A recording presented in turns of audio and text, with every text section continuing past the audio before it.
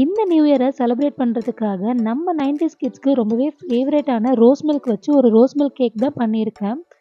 நீங்கள் டயட்டில் இருந்தீங்கன்னா இப்போவே இந்த வீடியோவை ஸ்கிப் பண்ணிடுங்க. ஏன்னா இது வாயில் வைக்க வைக்க சாப்பிட்டுட்டே இருக்கணும்னு தோணும். இந்த மாதிரி ஒரு சூப்பரான ரோஸ் மில்க் கேக்கை வீட்டிலையே அவன் இல்லாமல் எப்படி செய்யறதுன்னு இன்றைக்கி பார்க்கலாம். ஃபர்ஸ்ட் கேக் பேஸ் ரெடி பண்ணுறதுக்காக நம்ம பேட்டர் ரெடி பண்ணிக்கலாம். ஒரு மிக்சிங் பவுலில் 1/2 கப் சுகர், 1/2 கப் தயிர், நான் ஆயிலுக்கு பதிலாக 1/2 கப் பட்டர் எடுத்திருக்கேன். இது ஹோம்மேட் பட்டர் தான், அன்சால்டட் பட்டர். இது கூடவே 1/2 கப் மில்க் பவுடர் ஆட் பண்ணியிருக்கேன் அண்ட் 1 கப் மைதா ஆட் பண்ணியிருக்கேன். கூடவே ஒரு பிஞ்ச் பேக்கிங் சோடா, ஒரு பிஞ்ச் பேக்கிங் பவுடர் ஆட் பண்ணி நல்லா மிக்ஸ் பண்ணிக்கோங்க. இதில் நான் 3/4 கப் பால் ஆட் பண்ணிக்கிறேன். ஃபைனலாக few drops rose milk essence add பண்ணிக்கிறேன். எல்லாத்தையும் விஸ்க் வச்சு நல்லா மிக்ஸ் பண்ணி எடுத்துக்கோங்க. கட்டி இல்லாமல் நல்லா ஸ்மூத் பேட்டராக மிக்ஸ் பண்ணிக்கோங்க. இப்போ ஒரு பாத்திரத்தில் நான் பட்டர் அண்ட் மைதா போட்டு டஸ்ட் பண்ணி வச்சுருக்கேன். அதில் இந்த பேட்டரை நல்லா ஊற்றி ஸ்ப்ரெட் பண்ணிக்கலாம்.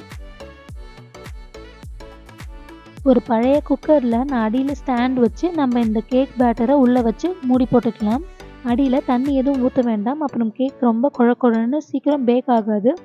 க்ரீம் ரெடி பண்ணுறதுக்காக நான் 1 கப் ஃப்ரெஷ் க்ரீம் எடுத்துக்கிறேன். 2 egg white, 1/2 cup sugar, 1/2 cup milk powder add பண்ணி எல்லாத்தையும் நல்லா பீட் பண்ணிக்கோங்க. இது நான் விப்பிங் க்ரீம் மாதிரி வரும்னு நினச்சேன், ஆனால் இது ஒரு லிக்விட் க்ரீமாக இருந்தது. பரவாயில்ல, ஆனால் டேஸ்ட் சூப்பராக இருந்துச்சு. நெக்ஸ்ட் நம்ம கேக் ஊற வைக்கிறதுக்காக ரோஸ் மில்க் ரெடி பண்ணிக்கலாம். 1/2 cup sugar, 1/2 cup fresh cream, இது கூடவே ஒரு கிளாஸ் ஃபுல்லாக மில்க் ஆட் பண்ணிக்கலாம். இதில் ஒரு 2 ட்ராப் மட்டும் ரோஸ் மில்க் எசன்ஸ் ஊற்றி நல்லா விஸ்க் வச்சு நல்லா கலந்துக்கோங்க. இப்போ நம்ம பேக் பண்ண வச்சுருந்தோம் இல்லையா, அந்த கேக் ரெடி ஆகிடுச்சு.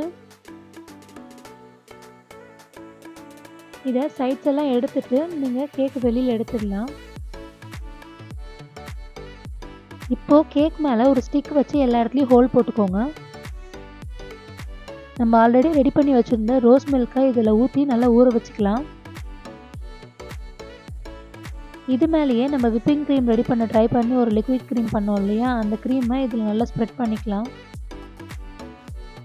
ஃபைனலி உங்களுக்கு பிடிச்ச நட்ஸை இது மேலே லோட் பண்ணி ஃபியூ ரோஸ் பெட்டல்ஸை போட்டு ஒரு 1/2 அன் ஹவர் ரெஃப்ரிஜரேட் பண்ணி எடுத்திங்கன்னா சூப்பரான கேக் ரெடி ஆகிடுச்சு. இதை சர்வ் பண்ணும்போது கண்டிப்பாக ரோஸ் மில்க் ஊற்ற மறந்துடாதீங்க, அப்புறம் தெய்வ குத்தமாயிடும். இந்த ரோஸ் மில்க் கேக்கை வாயில் வைக்கும்போதே ஒரு ஹெவன்லி ஃபீல் வருங்க. கண்டிப்பாக இந்த ஃபீலை மிஸ் பண்ணிடாதீங்க. நீங்களும் கண்டிப்பாக ட்ரை பண்ணுங்கள். பிடிச்சா லைக் அண்ட் கமெண்ட் பண்ணுங்கள். நம்ம சேனலை சப்ஸ்கிரைப் பண்ண மறந்துடாதீங்க. இந்த மாதிரி டிஃப்ரெண்ட்டான கேக் ரெசிபிஸ் வேணும்னா கமெண்ட்டில் வந்து சொல்லுங்கள். கண்டிப்பாக நான் செய்கிறேன். Happy new year.